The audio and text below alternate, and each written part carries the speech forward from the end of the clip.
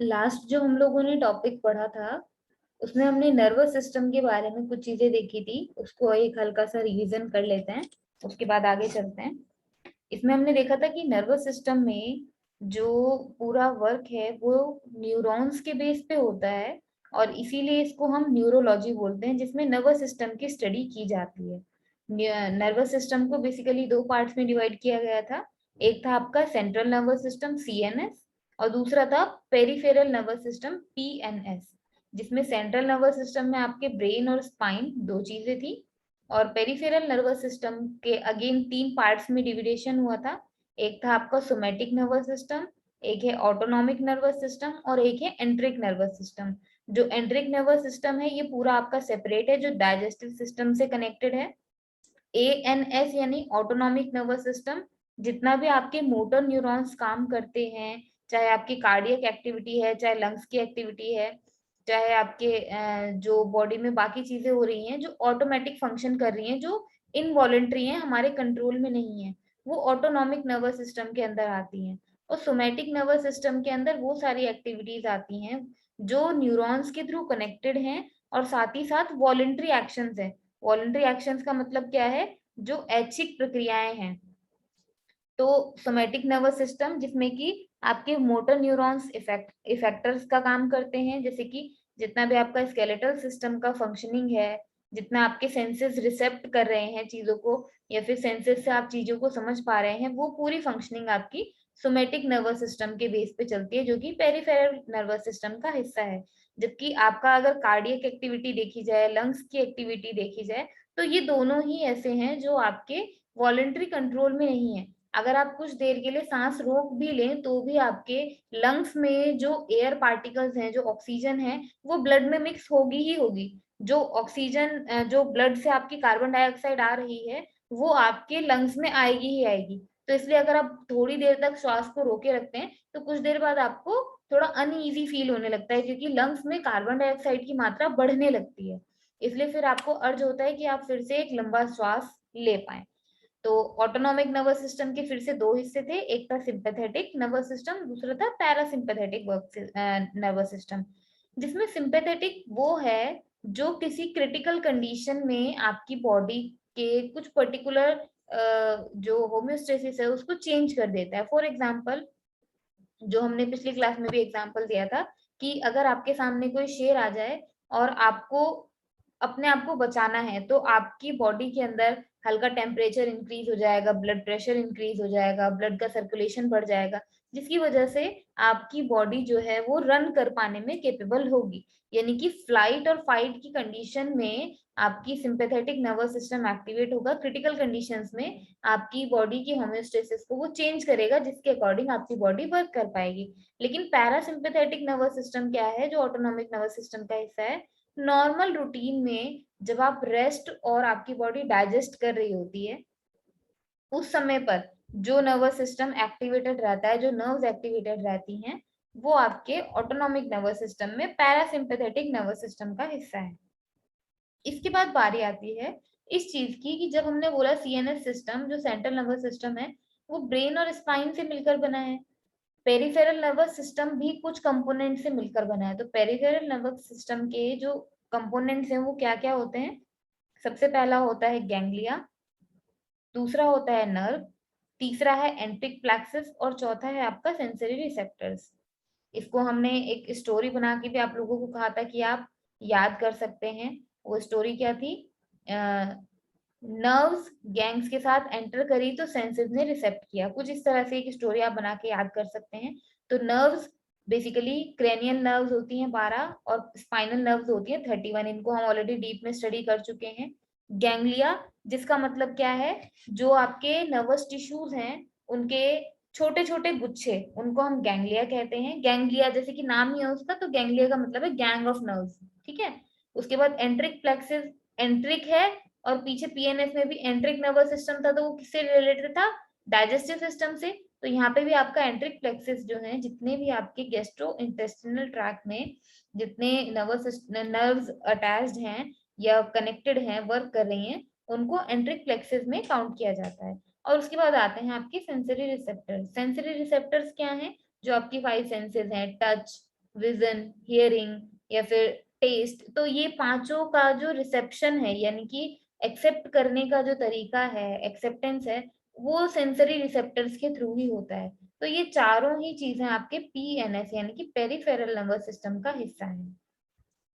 अब इसमें बात आती है पेरिफेरल नर्वस सिस्टम और सेंट्रल नर्वस सिस्टम में एक छोटा सा चेंज होता है कि पेरिफेरल नर्वस सिस्टम में जो आपकी यूनिट होती है, अभी हम देखेंगे आगे उसको डायग्राम में कि जो यूनिट होती है वो श्वान सेल की होती है, जबकि सीएनएस में जो यूनिट सेल होती है वो श्वान सेल्स की नहीं होती है। तो ये इन दोनों में थोड़ा सा डिफरेंस है। अब देख लेते हैं न्यूरॉन को, जो हमने क्लास के स्टार्टिंग में कहा था जब हमने नर्वस सिस्टम को स्टार्ट किया था। हमने सब कुछ देख लिया है कि नर्वस सिस्टम के पार्टीशन क्या है, अधिकतर क्वेश्चंस उसी से आते हैं, लेकिन नर्वस सिस्टम की जो इकाई है, जो उसकी यूनिट है, वो है न्यूरॉन। जैसे कि हमारी पूरी ह्यूमन बॉडी की इकाई है एक सेल, वैसे ही नर्वस सिस्टम की इकाई है न्यूरॉन। तो न्यूरॉन के बेसिकली 3 पार्ट्स होते हैं और कहीं कहीं पे न्यूरॉन के आपको 4 पार्ट्स भी देखने के लिए मिलते हैं। तो वो चौथा पार्ट इसी में इंक्लूडेड है, तो उसको आप अलग से अगर ना भी देखें तो वो इसी में इंक्लूड हो जाता है। 3 बेसिक पार्ट कौन कौन से हैं? एक है एक्सॉन, एक है डेंड्राइट्स और तीसरा है सोमा या फिर सेल बॉडी। और ये कहाँ कहाँ पे लोकेटेड है? नीचे आप एक डायग्राम देख पा रहे होंगे। ये डायग्राम कुछ इस तरह का है, जैसे कि एक पौधा है, उसकी जड़ें हैं, ये पौधे का तना है और आगे ये पौधे से जो उसके ब्रांचेस निकलती हैं, ये ब्रांचेस हैं।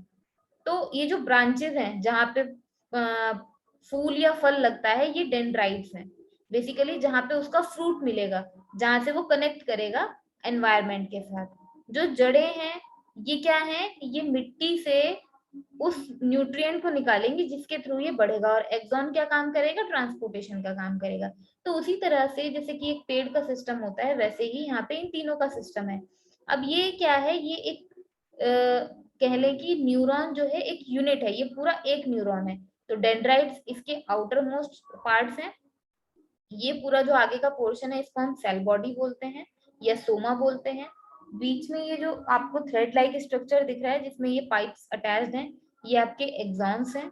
और जो कनेक्टिव वायर्स की तरह काम करते हैं, वो नर्व्स की जो एंडिंग है, वो आपकी जो नर्व्स की एंडिंग है उनके थ्रू पिछले वाले न्यूरॉन के डेंड्राइट्स जो है वो कनेक्ट होंगे। तो इस तरह से मेन जो है आपके वो 3 पार्ट्स होते हैं, एक्सॉन यानी कि ये तना, सेल बॉडी यानी कि ये आपकी सेल बॉडी हो गई, और डेंड्राइट्स जो इस सेल बॉडी के कॉर्नर्स में अटैचमेंट रहते हैं। और एक्सॉन की ये जो नर्व एंडिंग है, ये नर्व एंडिंग क्या काम करती है? इसके पीछे या इसके आसपास कोई दूसरा न्यूरॉन जो होगा उसके डेंड्राइट से ये सिग्नल को कनेक्ट करती है। ये एक तरह के इसके रिसीवर हैं। जैसे हमारे फोन में एक रिसीवर लगा होता है जिसके थ्रू हमारे फोन पे रिंग आती है, कोई हमारे नंबर पे कॉल करता है तो रिंग आती है। सेम उसी तरह से अगर कोई दूसरा न्यूरॉन है जो सेम स्ट्रक्चर का है, उसके डेंड्राइट्स में से एक सिग्नल आ रहा है, तो वो सिग्नल इनके थ्रू रिसीव किया जाएगा, एक्सॉन के थ्रू सेल बॉडी तक भेजा जाएगा और उसके बाद डेंड्राइट से होते हुए बाकी पूरी बॉडी में भेज दिया जाएगा। एक एक करके देखते हैं ये सब चीजें क्या है। डेंड्राइट्स की जब हम बात करते हैं तो these are branch like structures जो कि एक्सटेंड करते हैं सेल बॉडी से बाहर की तरफ, जो कि अभी हमने नीचे डायग्राम में देखा। सेल बॉडी से बाहर की तरफ ये नीचे आप देख रहे होंगे, इनको हम डेंड्राइट्स बोलते हैं। और इनका काम बेसिकली क्या होता है? मैसेज को रिसीव करना दूसरे न्यूरॉन से। जैसे अभी हमने बोला कि अगर कोई दूसरा न्यूरॉन यहाँ पे पीछे होगा इस न्यूरॉन के, तो उसके डेंड्राइट से यहाँ पर आपको सिग्नल दिया जाएगा, या फिर यहाँ से जो सिग्नल दिया जाएगा वो डेंड्राइट्स के थ्रू रिसीव किया जाएगा। तो डेंड्राइट्स का बेसिकली काम क्या है? मैसेजेस को रिसीव करना, जो दूसरे न्यूरॉन से मैसेज आ रहे हैं उनको रिसीव करेगा, सेल बॉडी तक ट्रांसफर होगा, सेल बॉडी के थ्रू उसको फंक्शनेट किया जाएगा कि वो जो सिग्नल आया है उसका मीनिंग क्या है, उसका फंक्शन क्या है। उसके बाद जाके कहीं ये न्यूरॉन जो है डेंड्राइट्स के थ्रू आगे उसको फर्दर कनेक्ट कर पाते हैं ताकि दूसरे न्यूरॉन्स भी उसके अकॉर्डिंग काम कर पाए। इसके बाद अगर हम सेल बॉडी की बात करते हैं तो सेल बॉडी क्या है? बाकी सारे सेल्स की तरह न्यूरॉन की भी एक बॉडी है पर्टिकुलर, जिसमें एक न्यूक्लियस है। जिस न्यूक्लियस के साथ इसमें स्मूथ और rough endoplasmic reticulum, Golgi apparatus, mitochondria, सारी वो चीजें जो एक सिंपल सेल में होती हैं वही सेल बॉडी के अंदर भी होती हैं। न्यूक्लियस होता है और ये जो बीच में आपको रेटिकुलम दिख रहा, मतलब ये जो बीच में लिक्विड है, उसी तरह का होता है जिस तरह का एक सिंपल आपके सेल में होता है। अगर एक्सॉन की बात करें तो ये जो आपको थ्रेड लाइक स्ट्रक्चर दिख रहा है ये आपका एक्सॉन होता है। ये एक ट्यूब लाइक स्ट्रक्चर है सिंपल सा, और इसका मेन काम क्या होता है, जो ध्यान रखने वाली चीज है, इसका मेन काम होता है इलेक्ट्रिकल इम्पल्सेस को कैरी करना। यानी कि सेल डेंड्राइट से जो इन्फॉर्मेशन आई है वो इलेक्ट्रिकल सिग्नल के रूप में इस एक्सॉन से होते हुए जाएगी और तब जाके वो दूसरे न्यूरॉन को भेज दी जाएगी। तो ये जो सेल बॉडी में एक्सॉन है ये एक स्पेशलाइज्ड स्ट्रक्चर होता है जो एक हेलिक्स शेप, जो एक ट्यूब लाइक शेप का होता है, और इस ट्यूब लाइक शेप में अपने आप में बहुत सारे जंक्शन होते हैं। उसके बाद एक चौथा वर्ड, चौथा जो टर्म है जो मैंने भी बोला था कि 3 के बजाय कहीं कहीं पे 4 भी इसके मेन कंपोनेंट बताए जाते हैं, वो चौथा वर्ड है सिनेप्स। सिनेप्स का मतलब बेसिकली ये होता है कि जैसे अभी हमने देखा ये एक न्यूरॉन है, अगर एक न्यूरॉन इसके आसपास कहीं और है तो वहां से ये सिग्नल जो अटैच होंगे उन सिग्नल्स के, मतलब कि दूसरे न्यूरॉन के जो डेंड्राइट्स हैं उसमें और इस नर्व की एंडिंग में डायरेक्ट कनेक्शन नहीं होता है। ये इनके बिल्कुल पास में कहीं रहते हैं लेकिन बिल्कुल डायरेक्टली कनेक्टेड नहीं रहते हैं।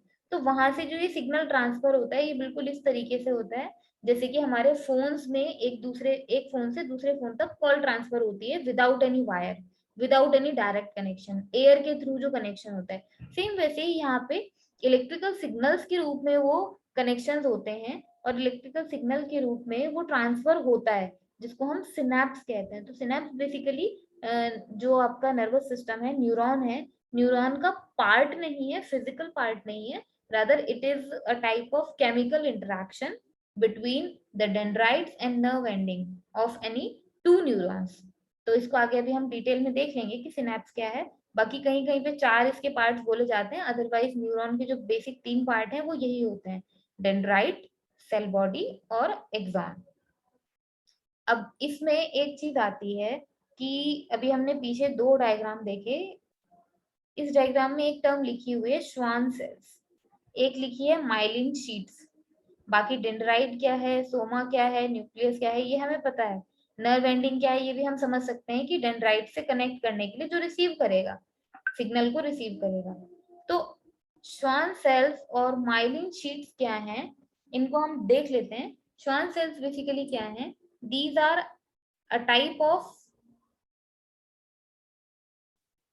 these are a type of neurological cells जो कि एक बड़े न्यूरोलॉजिकल सेल्स हैं और इन्हीं के कारण माइलिन शीट्स तैयार होती हैं। माइलिन शीट्स क्या हैं, अगर आप ध्यान से देखें ये बीच में एक पिंक कलर का थ्रेड लाइक स्ट्रक्चर है और उसके चारों तरफ ये येलो कलर का एक मटेरियल जो है वो रैप अप टाइप हो रखा है, जैसे कि आपने किसी बॉक्स को एक न्यूज़पेपर से रैप करना स्टार्ट किया हो। तो ये जो येलो कलर के शीट्स आपको दिख रहे हैं ये बेसिकली शीट फॉर्म में रैप्ड अप होते हैं। आगे आपको एक डायग्राम में दिखाऊंगी, उस डायग्राम में आपको और क्लियर हो जाएगा कि माइलिन शीट्स क्या हैं। पहले श्वान सेल्स को समझ लेते हैं। श्वान सेल्स बेसिकली क्या है, ये ध्यान रखने वाली चीज है कि श्वान सेल्स जो है वो केवल पेरिफेरल नर्वस सिस्टम का हिस्सा होती हैं, सेंट्रल नर्वस सिस्टम में श्वान सेल्स नहीं होती है। श्वान सेल्स जो है ये क्या काम करती हैं, सबसे पहला काम इनका है न्यूरॉन्स को सराउंड करके, यानी कि उनके चारों तरफ ये घिरी हुई रहती हैं जिससे कि न्यूरॉन अपनी जगह पर बना हुआ रहता है। दूसरा श्वान सेल्स का काम होता है न्यूट्रिएंट्स और ऑक्सीजन का सप्लाई देना न्यूरॉन्स को। जितना बाकी सेल से ऑक्सीजन और न्यूट्रिएंट्स आ रहे हैं उनको न्यूरॉन्स तक पहुंचाना इस श्वान सेल का काम है। उसके बाद तीसरा काम है कि एक न्यूरॉन को दूसरे न्यूरॉन से अलग करना, इंसुलेट करना मतलब सेपरेट करके रखना, अदरवाइज ये दोनों न्यूरॉन अटैच होके एक बन जाएंगे। तो इसलिए इनका सेपरेशन करने के लिए श्वान सेल्स जो है उनकी शीट्स बन जाती हैं जिनको हम माइलिन शीट्स बोलते हैं। और सबसे इम्पोर्टेंट काम होता है इसका, जो पैथोजेंस बॉडी में आ गए हैं न्यूरॉन्स के साथ कनेक्ट हो गए हैं उनको डिस्ट्रॉय करना, और साथ ही साथ जो डेड न्यूरॉन्स हैं उनको बॉडी से रिमूव करना। ये दोनों ही काम सबसे इम्पोर्टेंट है श्वान सेल्स के, जो कि पेरिफेरल नर्वस सिस्टम के न्यूरॉन्स में ही पाई जाती हैं। सेंट्रल नर्वस सिस्टम के न्यूरॉन में ये श्वान सेल्स नहीं पाई जाती हैं, इस चीज को ध्यान रखेंगे। अब आगे इस डायग्राम को अगर आप देख पा रहे होंगे तो यहाँ पे ये डायग्राम में जूम करके दिखा देती हूँ आपको। बीच में ये एक सिलेंड्रिकल शेप जो आप देख पा रहे हैं ये एक्सॉन है, और इसके चारों तरफ एक शीट लाइक स्ट्रक्चर ने इसको रैप किया हुआ है। सभी लोगों को दिख रहा होगा ये डिटेल में कि किस तरह से एक्सॉन के चारों तरफ ये शीट जो है वो कवर अप हो रखी है। तो ये जो शीट है, इस शीट को ही हम माइलिन शीट बोलते हैं। और इस शीट के जो सेल्स हैं, जिन सेल से ये शीट बनी है, उनको स्वान सेल बोलते हैं। जो बीच वाला एक्सॉन का पाइप है, ये जो एक्सॉन आ रहा है, इस एक्सॉन को हम श्वान सेल नहीं कहेंगे, ना ही इस एक्सॉन के सेल्स को हम श्वान सेल्स कहेंगे। एक्सॉन के ऊपर जो ये कवरिंग हुई है शीट फॉर्म में, इस शीट के जो सेल्स हैं उनको श्वान सेल्स कहा जाता है। तो माइलिन शीट का बेसिक काम क्या है और ये किस तरह से अरेंज रहती है एक्सॉन में? माइलिन शीट जो है वो रैप्ड अप रहती हैं उस फाइबर के चारों तरफ, जो कि एक थ्रेड लाइक पार्ट है हमारे नर्व सेल का। और ये फाइबर जो है, जिस जिस फाइबर के चारों तरफ ये माइलिन शीट्स रहती हैं, उस फाइबर को हम किस नाम से जानते हैं? एक्सॉन के नाम से। और बेसिकली ये एक इस तरह का है, आप ये समझ सकते हैं अगर आप इस डायग्राम को ध्यान से देखें तो आप इसको किस चीज से कनेक्ट कर सकते हैं? आपने अपने घरों में इलेक्ट्रिकल वायर्स देखी होंगी। उन इलेक्ट्रिकल वायर्स में बाहर जो है एक पॉलीवाइलिन कवरिंग चढ़ी रहती है, जिससे कि बाहर इलेक्ट्रिक करंट ना आए। और अगर उस तार की एंडिंग पे आप देखें तो बहुत सारे छोटे छोटे तार उसमें अंदर की तरफ कनेक्टेड रहते हैं। कई बार जब आपका प्लग टूट जाता है तो आप उसको तार को छील के डायरेक्टली वायर को जो है सॉकेट में लगा देते हैं।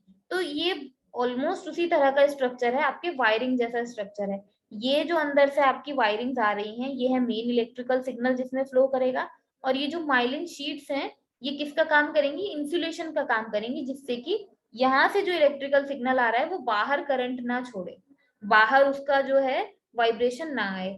तो इस तरह से ये आपका माइलिन शीट्स जो है कवर करती हैं उन इलेक्ट्रिकल वायर्स को जो एक्सॉन के रूप में इस न्यूरॉन का हिस्सा है। बेसिकली ये माइलिन शीट्स दिखने में ऐसी लगती हैं कि मल्टीलिपिड प्रोटीन की लेयर्स हैं, लेकिन एक्चुअल में ये कॉन्टिन्यूअस सेल्स होती हैं। यहाँ पे आप देख पा रहे होंगे ना, क्योंकि यहाँ पे बीच में कहीं पे भी गैप नहीं है, तो ये कंटिन्यूअस सेल्स का एक शीट होता है। जबकि अगर आप इसको ओवरऑल देखें तो देखने में ऐसा लगता है कि बहुत सारे लिपिड प्रोटीन की लेयर है, लेकिन बहुत सारे लिपिड प्रोटीन नहीं होते हैं, केवल श्वान सेल्स होती हैं जिनकी कंटिन्यूअस सेल एक ये होती है जो माइलिन शीट बन के तैयार होती है। और ये माइलिन शीट क्या काम करती है? आपकी बॉडी में जो एक्शन पोटेंशियल है उसके कंडक्शन को बढ़ा देती है। एक्शन पोटेंशियल बेसिकली क्या है? आपके हर एक सेल में, बॉडी के हर एक सेल में, सेल के बाहर और सेल के अंदर आपके जो आयंस हैं उनकी मात्रा कम ज्यादा होती है। जैसे हमने सोडियम और पोटेशियम की बात करी थी, तो उन आयंस की मात्रा कम ज्यादा होने की वजह से एक पोटेंशियल ग्रेडियंट यानी कि एक प्रवणता बीच में बन जाती है, एक ढाल बन जाता है आयंस का। यानी कि कहने का मतलब क्या है? सपोज करिए एक सिंपल सेल है आपके पास, उसके बाहर सोडियम ज्यादा है और अंदर पोटेशियम ज्यादा है। तो ऑब्वियस सी बात है जो उसका फ्लो होगा वो कहाँ होगा? पोटेशियम का फ्लो होगा बाहर, अंदर से बाहर की तरफ, और सोडियम का फ्लो होगा बाहर से अंदर की तरफ। तो ये जो फ्लो है, चार्जेस का जो फ्लो है, क्योंकि सोडियम और पोटेशियम पॉजिटिवली चार्ज है यानी कि वो आयंस है, जो नेगेटिव चार्ज है वो नेगेटिव आयंस है। तो चाहे पॉजिटिव चार्ज का मूवमेंट हो चाहे नेगेटिव चार्ज का मूवमेंट हो, करंट आपकी फ्लो करेगी ही करेगी। और करंट फ्लो करने की वजह से ही यहाँ पर एक एक्शन पोटेंशियल जनरेट होता है। और उस एक्शन पोटेंशियल का मतलब क्या है? कि जो आपकी बॉडी को एक्शन में लाने के लिए रिस्पॉन्सिबल है। अदरवाइज अगर ये एक्शन पोटेंशियल जनरेट ना हो तो आपकी बॉडी के सेल्स ढीले पड़े रहेंगे, टिश्यूज वर्क नहीं करेंगे और मसल्स एक्टिवेट नहीं होंगी और आप जैसे हैं वैसे ही रहेंगे। इस एक्शन पोटेंशियल को कंडक्ट करने के लिए, ये इस एक्शन पोटेंशियल की स्पीड को बढ़ाने के लिए ये माइलिन शीट्स जो हैं बहुत ज्यादा रिस्पॉन्सिबल होती हैं। जैसे कि अगर आपके घर में जो वायरिंग आ रही है, अगर कहीं से वो बीच में लीक होती है या फिर उसकी जो बाहर की कवरिंग है वो कहीं से टूट जाती है, तो क्या होता है कि सिग्नल प्रॉपर नहीं आ पाते हैं। सिग्नल प्रॉपर नहीं आ पाने का मतलब क्या है? जो स्पीड है वो कम हो गई है। जैसे अगर आप लोगों ने वायर्ड कनेक्शन वाईफाई का घर में लगवाया होगा, तो वायर वाले कनेक्शन से जो वाईफाई है वो बहुत ज्यादा अच्छा चलता है। जबकि आप किसी के फोन के हॉटस्पॉट से कनेक्ट करें, वायरलेस से कनेक्ट करें, तो वो थोड़ा स्पीड उसकी कम रहती है। तो यहाँ पे भी वही चीज है कि एक्शन पोटेंशियल का कंडक्शन जो है उसकी स्पीड को बढ़ा देगा अगर ये बाहर से इंसुलेटेड है, क्योंकि बीच में कोई भी एनर्जी लॉस इसका नहीं होगा। पूरा करंट जो भी यहाँ से जनरेट हो रहा है वो पूरा दूसरे तक पहुंच जाएगा, या फिर ये कहें कि दूसरे से जो आ रहा है सिग्नल वो पूरा का पूरा इसके सेल बॉडी तक पहुंच जाएगा। तीसरी चीज इसमें आती है नोड्स ऑफ रेनवायर, जो सबसे फर्स्ट डायग्राम हमने देखा था, सॉरी फर्स्ट डायग्राम में नहीं है, सेकंड वाले डायग्राम में यहाँ पे एक चीज लिखी हुई है माइलिन शीट्स के साथ, नोड्स ऑफ रेनवायर। और अगर आप इसको डायग्राम से ध्यान से देखें तो ये क्या है, दो माइलिन शीट्स हैं, उनके बीच में थोड़ा सा गैप है जिसको नोड ऑफ रेनवायर लिखा हुआ है। तो जब नोड ऑफ रेनवायर को हम डिफाइन करेंगे तो इसी तरीके से डिफाइन करेंगे, इसी डायग्राम के बेस पे डिफाइन करेंगे। माइलिन शीट्स के बीच का जो गैप है उसी को हम नोड्स ऑफ रेनवायर बोलते हैं। और ये नोड्स ऑफ रेनवायर बेसिकली क्या है, नीचे आप ये डायग्राम अगर देख पा रहे हो, ऊपर आपकी श्वान सेल से ये एक माइलिन शीट बनी हुई है, ये जो बीच में लाइंस जा रही हैं ये आपकी एक्सॉन है, यानी कि ये आपकी मेन पाइप है, मेन तार है जिसमें कि करंट फ्लो करेगा। अब इसके चारों तरफ ये माइलिन शीट की वायरिंग की कवरिंग है, एक माइलिन शीट यहाँ है, एक माइलिन शीट नीचे है, इन दोनों के बीच में ये जो थोड़ा सा गैप है, ये थोड़ा सा जो गैप है इसी को हम नोड ऑफ रेनवायर बोलते हैं। इस नोड ऑफ रेनवायर का काम क्या होता है और ये इसके अंदर क्या क्या चीजें होती हैं, बेसिकली इसमें आयन के बहुत सारे चैनल होते हैं।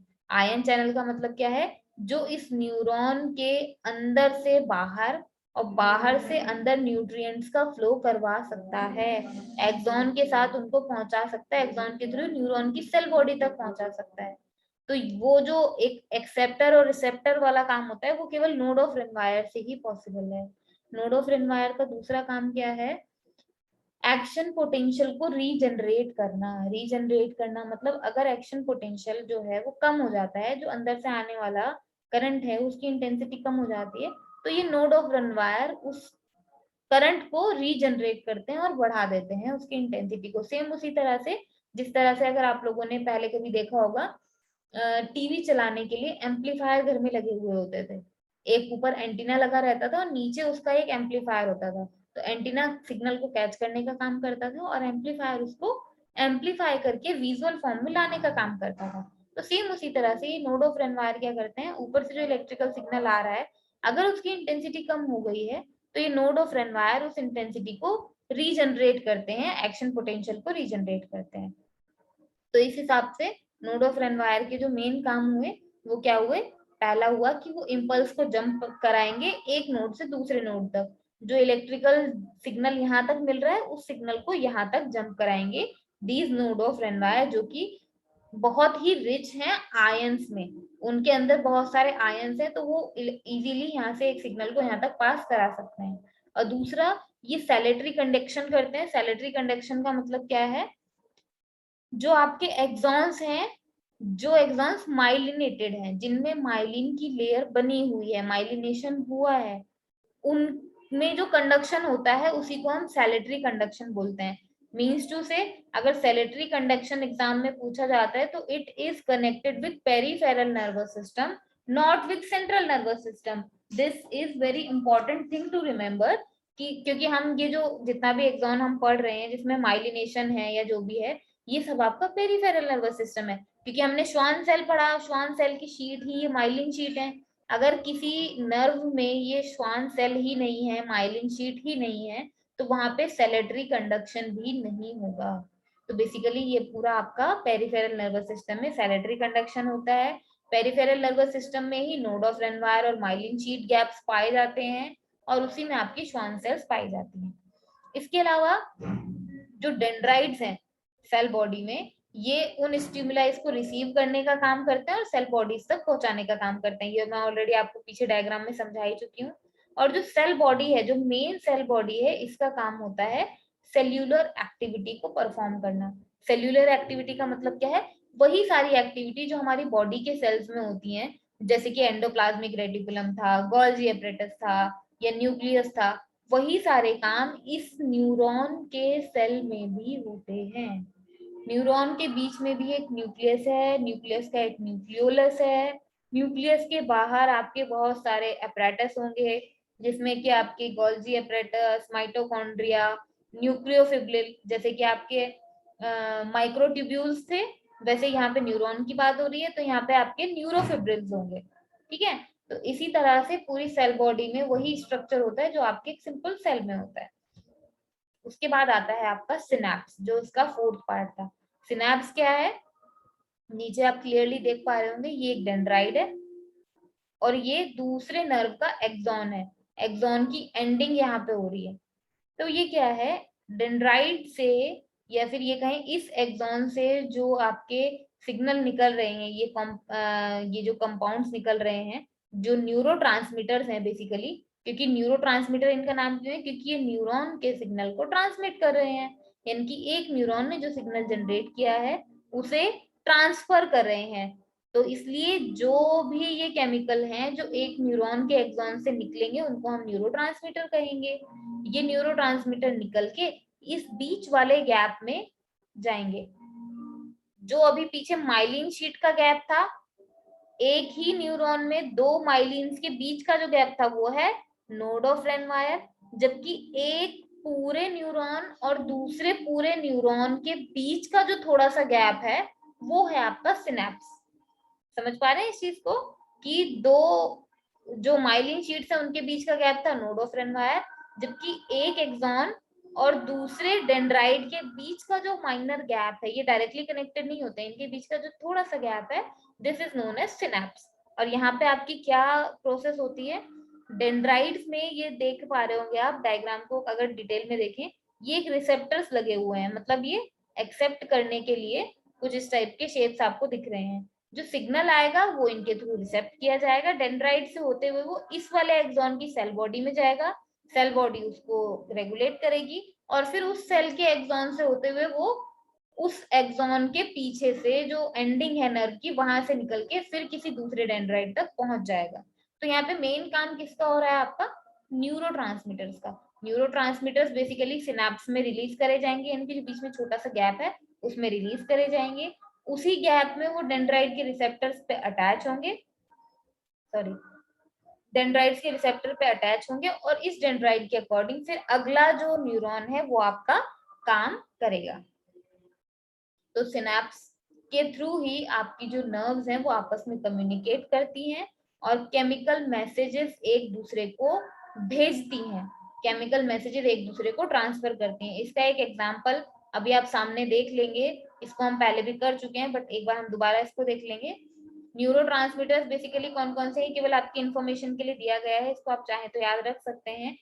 दो टाइप के होते हैं, एक स्मॉल मॉलिक्यूल्स हैं और एक न्यूरोपेप्टाइड्स हैं आपके।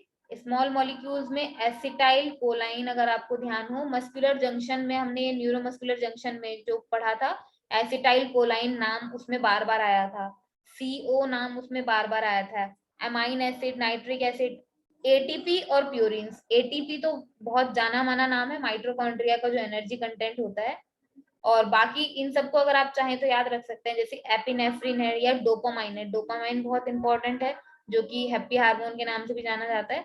तो इस तरह से स्मॉल मॉलिक्यूल्स जो है आपके, कुछ नाम उनके दिए गए हैं, आप चाहें तो इनको याद कर सकते हैं। और कुछ इंपॉर्टेंट न्यूरोट्रांसमीटर्स कौन कौन से हैं, मोनोएमिन, न्यूरोपेप्टाइड और नाइट्रिक ऑक्साइड। तो इस तरह से ये न्यूरोट्रांसमीटर्स बेसिकली क्या है, जो एक्सॉन से केमिकल्स निकल रहे हैं और दूसरे एक्सॉन के डेंड्राइट्स तक पहुंच रहे हैं, इन केमिकल्स को ही हम न्यूरोट्रांसमीटर बोलते हैं। तो basically these neurotransmitters are some chemicals जो एक न्यूरॉन से सिग्नल को लेकर दूसरे न्यूरॉन तक जाएंगे।